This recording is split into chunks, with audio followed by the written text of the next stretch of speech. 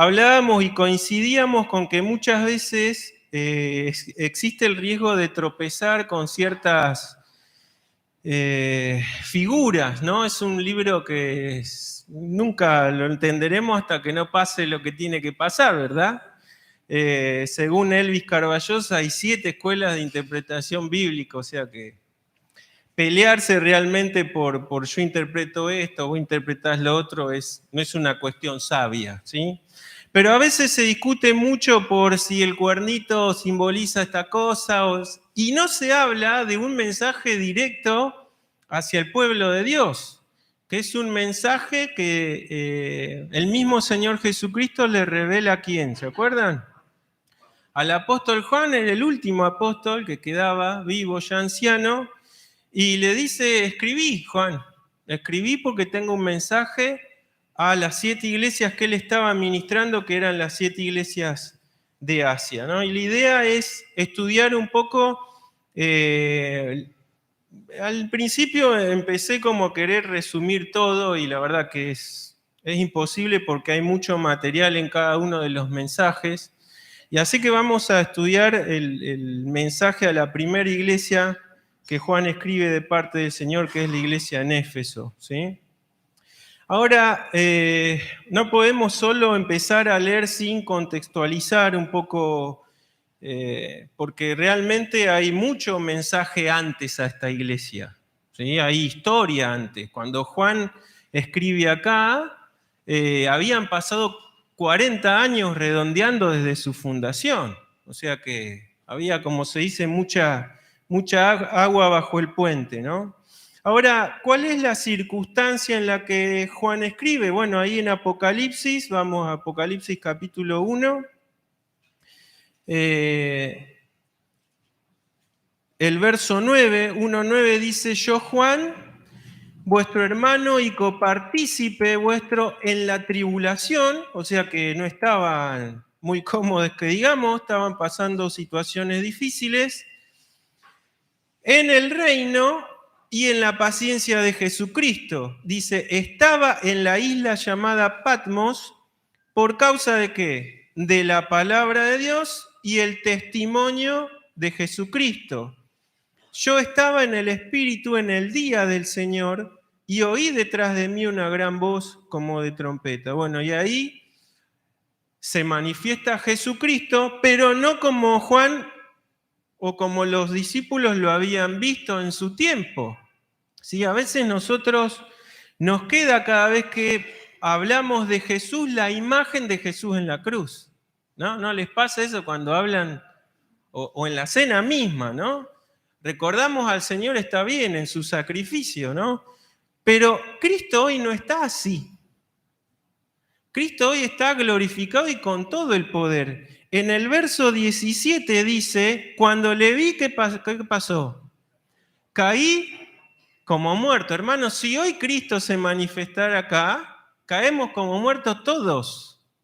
Porque la capacidad que nosotros podríamos tener es cuando estemos glorificados con Él. Pero su gloriosa presencia y majestad haría que estaríamos como Juan. Y el Señor tendría con su diestra, como dice ahí, dice, Él puso su diestra sobre mí diciéndome, no temas, no temas, ¿no? Yo soy el primero y el último y el que vivo y estuve muerto, mas he aquí, vivo por los siglos de los siglos. Amén. Ahora, Juan ve, porque se da vuelta, escucha esa voz y tiene una visión, ¿no? El verso 13 dice, el 12, perdón, me volví para ver la voz del que hablaba conmigo y vuelto, dice, vi 7 candeleros de oro y en medio de los 7 candeleros uno semejante al Hijo del Hombre, ¿no? Esa visión que ustedes, que se describe en Apocalipsis, que Juan describe, si analizan también ahí en Daniel 10, tiene muy similar la visión de Daniel y era justamente la visión de Cristo también, y le pasa a Daniel lo mismo que a Juan, o sea, queda como muerto que no puede hablar y 2 veces lo tienen que sostener a Daniel para que pueda incorporarse y poder tener un diálogo con el Señor poderoso. Lo mismo le pasa a Juan acá, ¿no? Y dice el 16, dice, tenía en su diestra 7 estrellas, y de su boca salía una espada aguda de 2 filos, y su rostro era como el sol cuando resplandece en su fuerza. Y dice, el 19 es la encomendación. Escribe las cosas que has visto y las que son y las que han de ser después de estas. Y ahí se revela el misterio, Jesús le revela qué era lo que él había visto. Todo el lenguaje de Apocalipsis es un lenguaje de figuras. No significa que hay que interpretarlo todo de forma figurativa. Hay cosas que son realmente literales. Dice, el misterio de las 7 estrellas que has visto en mi diestra y de los 7 candeleros de oro, dice, las 7 estrellas son los ángeles de las 7 iglesias y los 7 candeleros que has visto son las 7 iglesias. ¿Cuáles eran esas 7 iglesias? Bueno, lo dice ahí en el 11, ¿no? Éfeso, Esmirna, Pérgamo, Tiatira, Sardis, Filadelfia y la Odisea. Y ahí Luciana va a poner un mapita conocido por usted, pues lo vimos en la clase, ¿sí?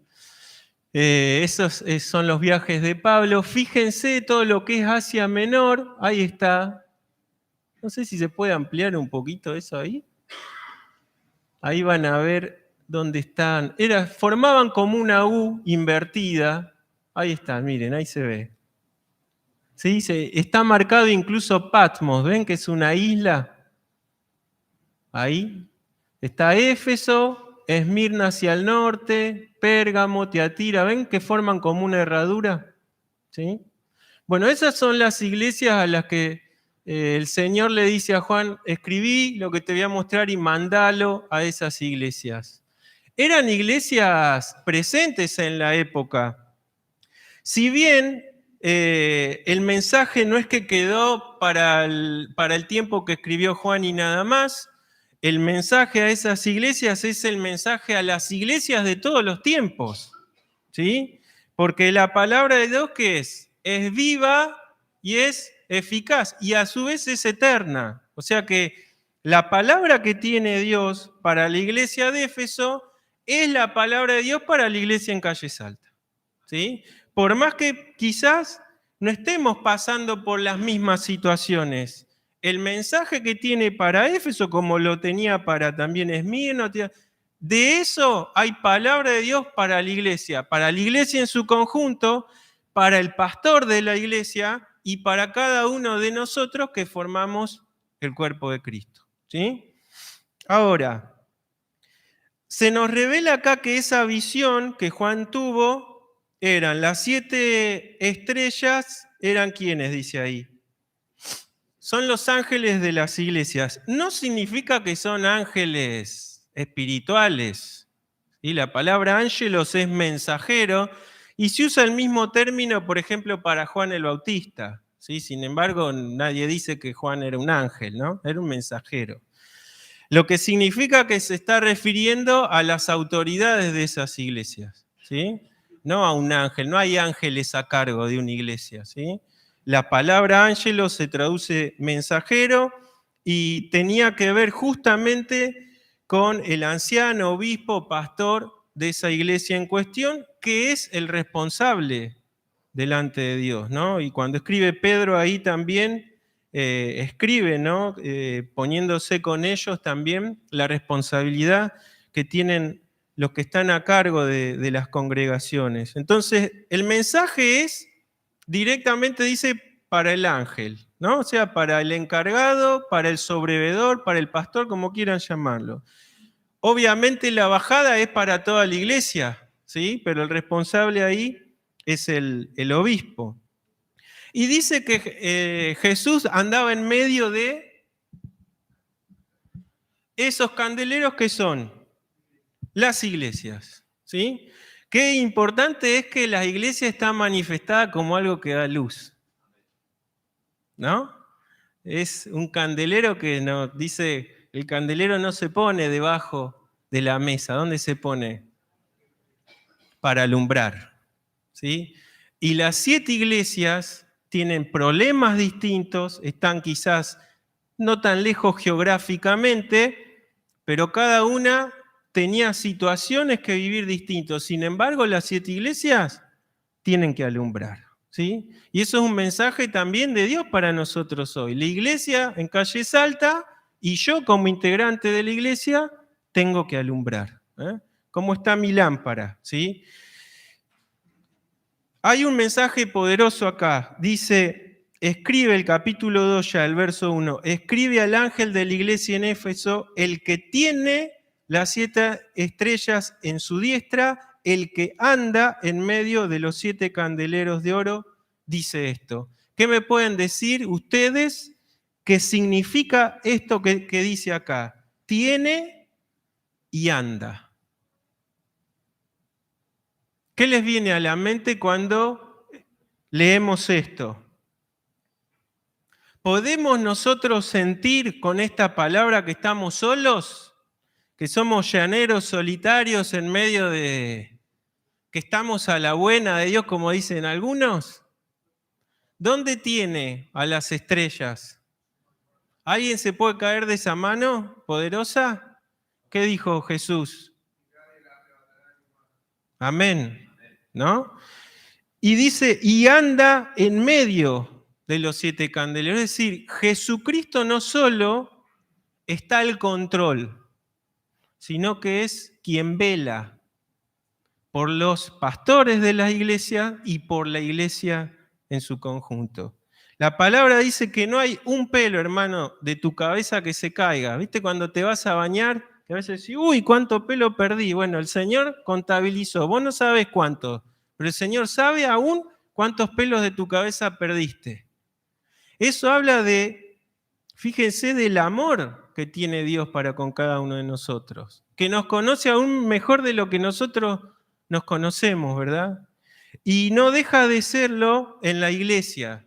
En la iglesia universal, la iglesia en todos los lugares, donde pongas el dedo en el globo terráqueo, donde haya una iglesia, Él tiene la iglesia en su mano.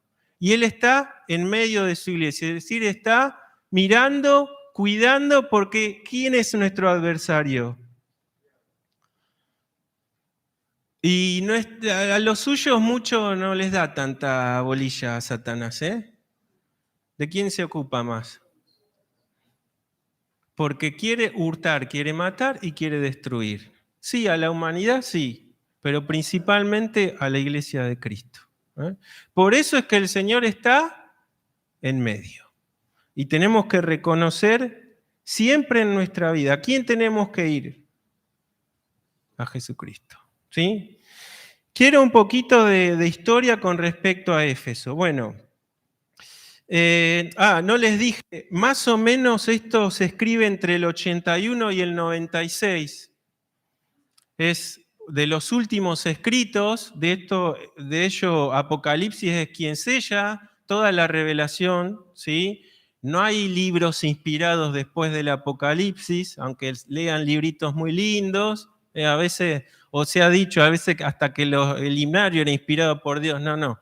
Lo inspirado está del Génesis al Apocalipsis. Habrá letras lindas en himnarios, en otros libros, perfecto. Pero la inspiración de Dios termina en este libro.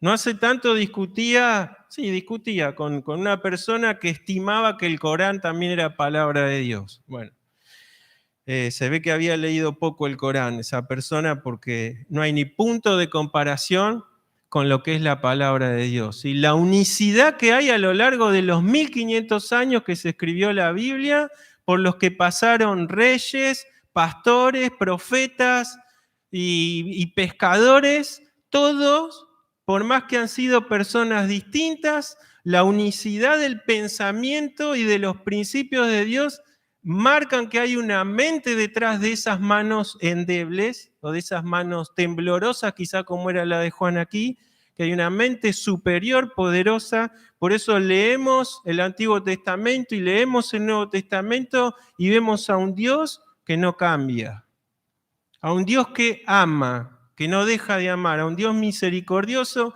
pero también a un Dios justo. El libro de Apocalipsis muestra su amor, sí, pero muestra esa puerta del arca que se cierra. Estuvo abierta 100 años, ¿no? Noé 100 años predicando. ¡Ah, qué va a llover! Burlándose. ¿Y la puerta del arca la cerró Noé? La cerró el Señor. Este libro muestra la puerta que el Señor cierra hasta acá. Hoy es tiempo de gracia. Hoy es tiempo en que nosotros anunciamos, lo hacemos todos los domingos, ese recuerdo de ese sacrificio único y perfecto que nos hizo justos, santos, apartados, salvos, redimidos, todo lo que quieras poner que la Biblia declara. Pero a su vez el tiempo de gracia es tiempo en que nosotros predicamos y hablamos, por más que se nos burlen, la palabra de Dios, que es locura a quienes, a los que se pierden, más para los santos, para los redimidos, que es poder de Dios. Amén. Y este libro marca también el cierre de una etapa. No es que se termina la gracia, ojo, porque la gracia de Dios también es eterna y aún en tiempos de tribulación hay gracia de Dios también en medio del juicio. Pero marca el fin de una era. De una era. Los que quieran en este tiempo difícil seguir a Cristo y van a tener posiblemente que pagar con sangre, ¿no? Con sus vidas. ¿Cómo era Éfeso? Bueno, era un lugar, ahí lo vimos en el mapa, que era una ciudad portuaria. Y se habla de que era la puerta de entrada a Asia, ¿sí? Por ese puerto entraban a todo lo que quedaba de Asia. Era una ciudad postal, era un centro administrativo, pasaban 4 rutas comerciales por allí. Así que imagínense, había un puerto importante.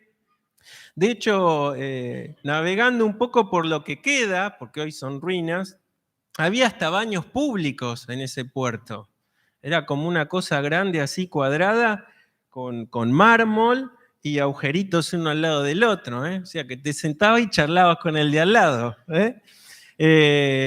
Pero para la época eran cosas avanzadas, o sea, no era una ciudad de paja y adobe, no, habían construcciones importantes. ¿Qué más podemos decir? Bueno, lo más importante quizá de esta ciudad es que tenía un templo a Artemisa en griego o Diana en lenguaje romano, que era una de las 7 maravillas del mundo para la época. Ojo, no era una mujer muy bella, ¿no? Era una figura amorfa con muchos senos, no era muy linda esta diosa, pero bueno, era la diosa de la fertilidad, de la guerra y de tantas cosas.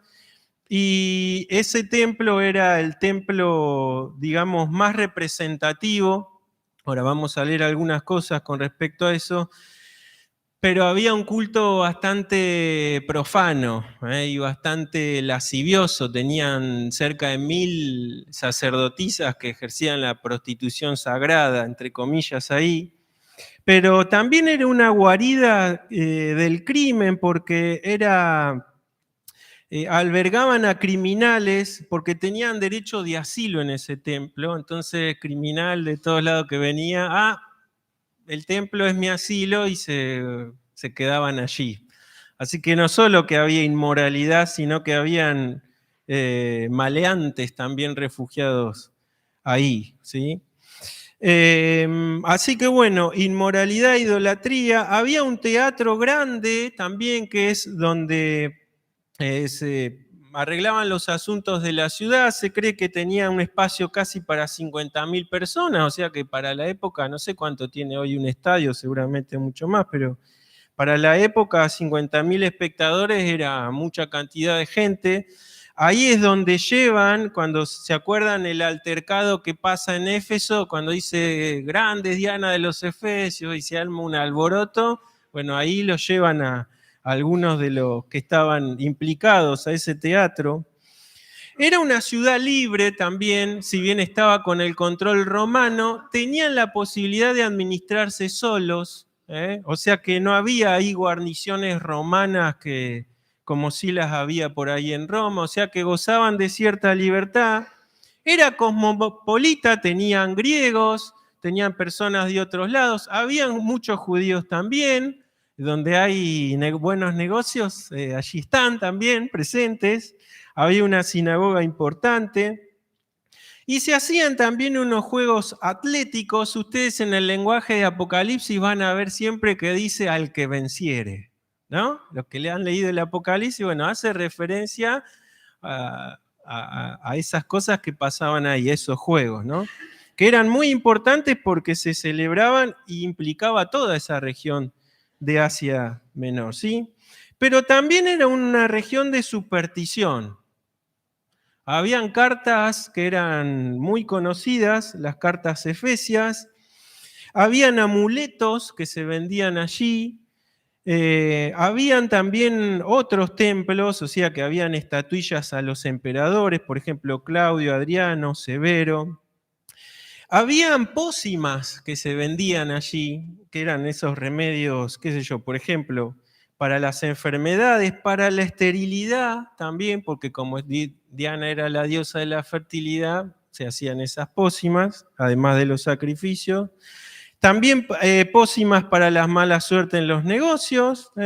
Así que también había comercio, no solo era algo portuario de entrada, sino que habían cosas ahí bastante oscuras, pero que para la época era bastante aceptado y tenía mucho valor. ¿Sí? Habían libros incluso de magias altamente evaluados, y no eran libros de truco, de magia, no, eran libros de cosas oscuras. ¿Sí?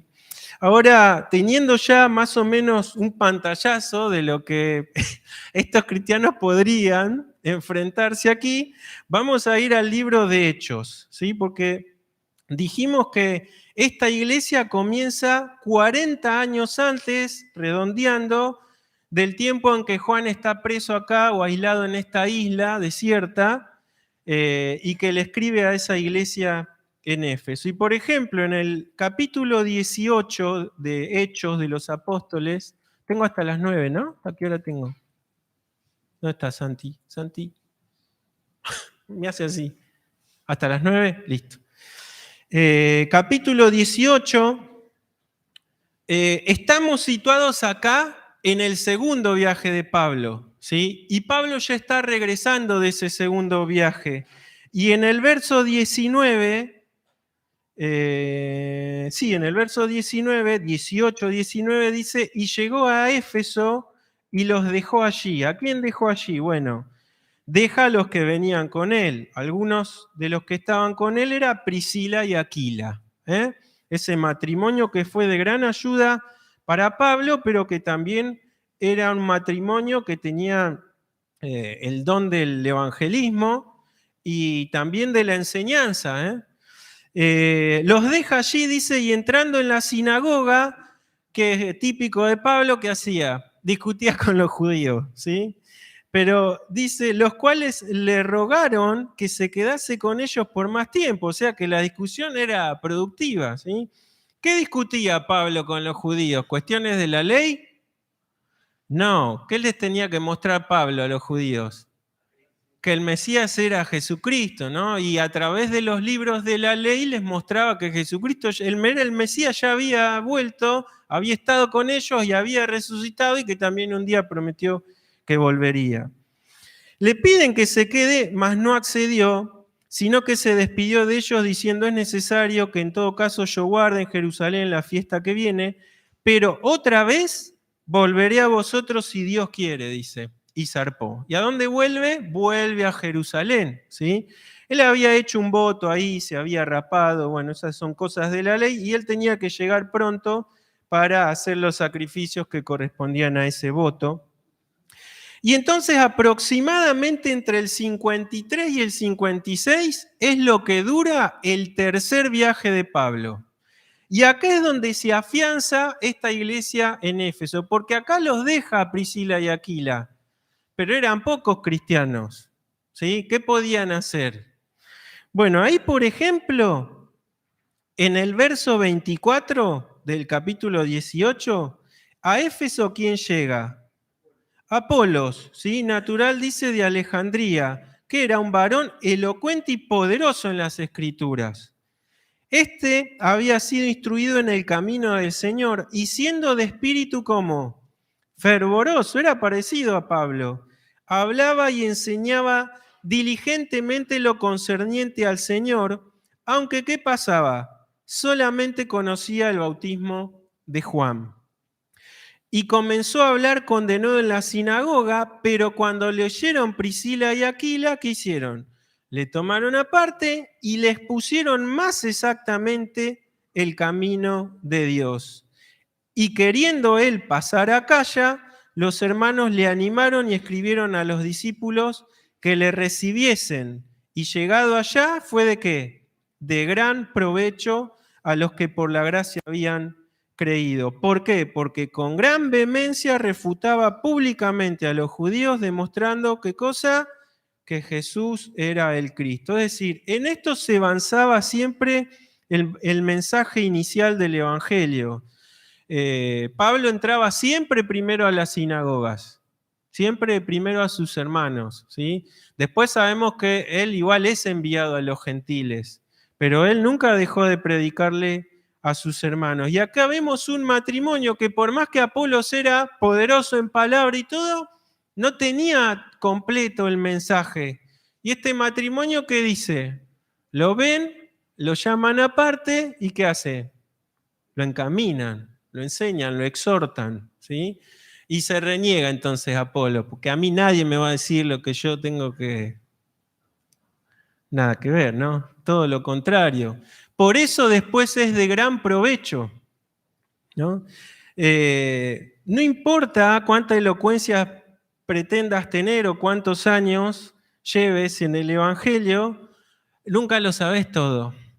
Y aunque sepas mucho, tu espíritu tiene que ser de humilde observancia a la palabra de Dios, porque siempre hay cosas en las que podemos mejorar para Él, ¿no? Y esto marcaba no solo que Él era poderoso en palabra, era una persona humilde, ¿sí? Y aceptó la instrucción de Priscila y Aquila para ser mejor en la obra de Dios. Cada vez que algún hermanito nos agarre con amor y nos instruya, ¿sí? O nos aconseje, que seamos como Apolos. Que tengamos una disposición humilde de decir, quizás esta es la voz del Señor y el hermano está siendo un instrumento de Él para encaminarme mejor, ¿no? Hablábamos los domingos, el domingo pasado, la actitud de los sabios. Y una de las actitudes de los sabios, ¿cuál era? Que aceptaba que el consejo de los demás, ¿sí? Pero el necio, ¿qué hace? Rechaza, ¿no? Porque su camino es derecho en su propia opinión. Y entonces se cierra y no acepta nada de los demás. La actitud de Apolos debe ser una actitud nuestra. Y entonces dice el 19, y ya voy terminando, aconteció que entre tanto que Apolos estaba en Corinto, fíjense, viajó desde ahí, desde Éfeso, hasta acá, o sea, hasta Europa, y se fue a Corinto. Por eso después en Corinto, que estos hermanitos eran un poco sectarios, decían, ¿yo soy de quién? Ah, yo soy de Apolo. ¿Por qué? Porque a mí me gusta Apolo como habla, che. A mí me gusta su energía, a mí me gusta... No, yo soy de Pablo, porque Pablo vino primero. Y otros que querían ser mejores que decían, no, yo ni de Pablo ni de Apolo, yo soy de Cristo. Pero detrás de eso, ¿qué había? Rivalidad, orgullo, soberbia, ¿sí? Porque Pablo dice, nosotros ni Apolo ni yo somos nada, o sea, el que da el crecimiento, ¿quién es? Es Dios, ¿no? O sea, yo sembré, Él regó, o sea, la gloria sea ¿para quién? Para Dios, ¿sí? Y entonces, mientras estaba ahí, ¿quién viene a Éfeso?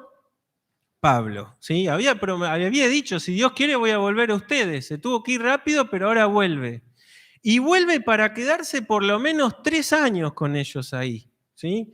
3 años se queda ahí. Habían algunos cristianos que él encuentra, si ustedes leen el capítulo 19, y entonces Pablo también los aconseja y empieza entonces a conformarse la iglesia en Éfeso.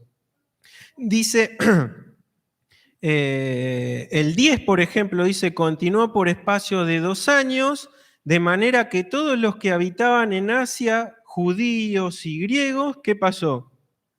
Oyeron la palabra del Señor Jesús. ¿Qué quiere decir?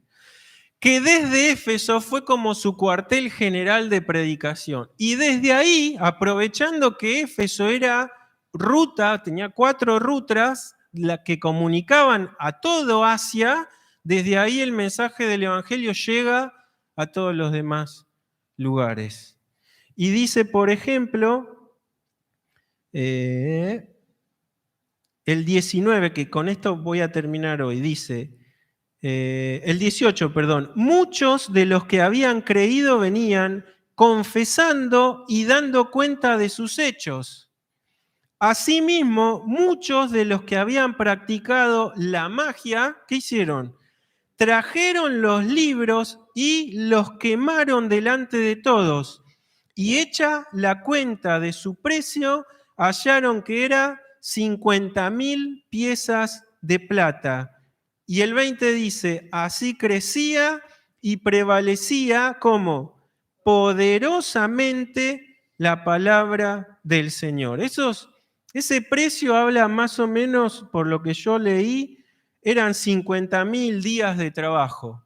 ¿Sí? No sé, dividirlo en años, después hacer la cuenta, pero el valor de eso era exorbitante. Y lejos de venderlos, porque yo podría haber sido loable, no, yo ahora soy de Cristo, pero esto le saco tajada.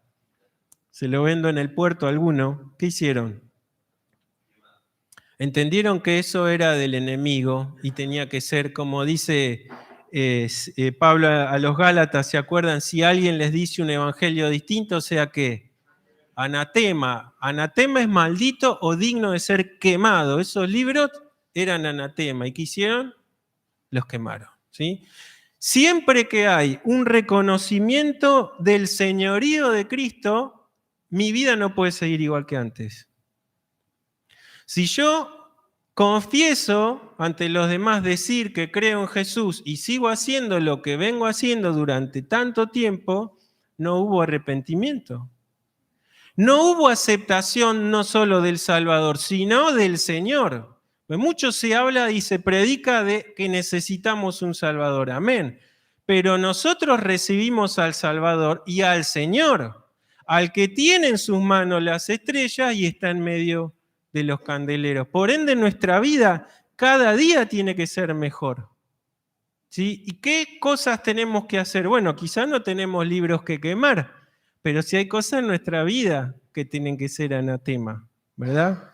Lo manifiesto de estos hermanos es que hicieron público, porque fue delante de todos, lo que el proceso del Espíritu había hecho en su corazón.